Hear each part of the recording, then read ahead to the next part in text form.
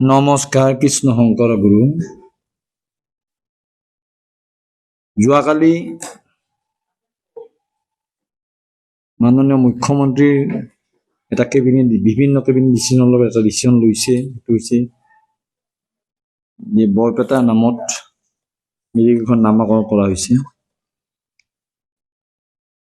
যোৱা 4 তাৰিখে দৌলুক মহোৎসৱলৈ আহিছিল আৰু আহোঁতে বিভিন্ন স্মাৰক পত্ৰ বিভিন্ন কথা কোৱাৰ লগতে আমাৰ লগত সাক্ষাৎ হওঁতে সেই সময়ত ৰঞ্জিত কুমাৰ দাস আছিল, লগতে সতীৰ্থ হিচাপে, আৰু চন্দ্ৰমোহন পাটোৱাৰী আছিল, লগতে জিলা সভাপতিও আছিল আৰু কৰ্মকৰ্তাসকল আছিল তথা আমাৰ পৰিচালনা সমিতিৰ সদস্যসকলো আছিল।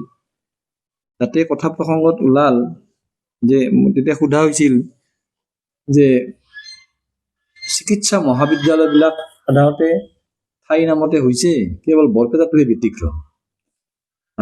এনেকুৱা কথা তেওঁ কৈছিল যে হয়তো হ'ব, কৰিব পৰা যাব, তেনেকৈ কৈছিল।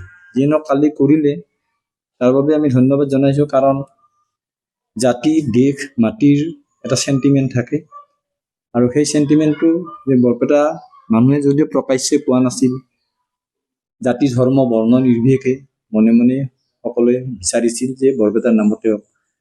দুটা কথা, বৰপেটাৰ নাম ক'লে তাৰ এড্ৰেছটো বিচাৰিব নালাগে, আৰু অন্য যেনে লখিমপুৰ মেডিকেল কলেজ বা Dhubri medical college, Bongaigaon medical college, Tezpur medical college, Guwahati medical college, প্ৰথমখন অসম মেডিকেল কলেজ হৈছিল, তাৰ দ্বিতীয়খন GMC। গতিকে এনেধৰণে প্ৰত্যেকখন মেডিকেল কলেজ, অসমৰ প্ৰতিখন মেডিকেল কলেজে ঠাই নামত হৈছে, বা এইখন চৰকাৰৰ দিনত যিকেইখন মেডিকেল কলেজ, নতুন মেডিকেল কলেজ হৈছে, আমাৰখনত বাহিৰে বাকী চব ঠাই নামতে হৈছিল। গতিকে এই ক্ষেত্ৰত তেওঁলোকে কেবিনেট ডিচিশ্যন লৈ বৰপেটা নামটো ৰখাৰ কাৰণে আমি তেওঁক ধন্যবাদ জ্ঞাপন কৰিছোঁ।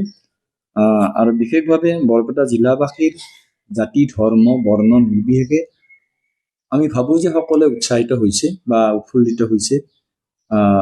গতিকে এই ক্ষেত্ৰত বিচক্ষণ মুখ্যমন্ত্ৰীৰ লগতে কেবিনেট পৰ্যায়ৰ বা কালি কেবিনেটৰ যিসকল সদস্য উপস্থিত আছিল তেওঁলোকক আমি ধন্যবাদ জ্ঞাপন কৰিছোঁ।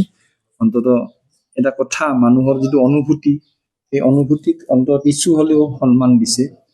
আৰু কিবা কিবি অসুবিধা আছে, এইটো চৰকাৰী কথা, কিন্তু আমি সাধাৰণ মানুহ হিচাপে ভাল পাইছোঁ। আৰু আমি বৰপেটা সত্ৰৰ হৈ বুঢ়া সত্ৰীয়া হিচাপে মাননীয় মুখ্যমন্ত্ৰী ডক্টৰ হিমন্ত বিশ্ব শৰ্মাৰ লগতে কেবিনেটৰ আটাইকেইগৰাকী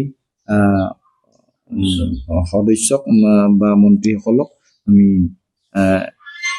আশীৰ্বাদ যাচিছোঁ, তেওঁলোকে এনেধৰণে ৰাইজৰ দেশৰ দহলৈ কাম কৰি যাওক। কৃষ্ণ।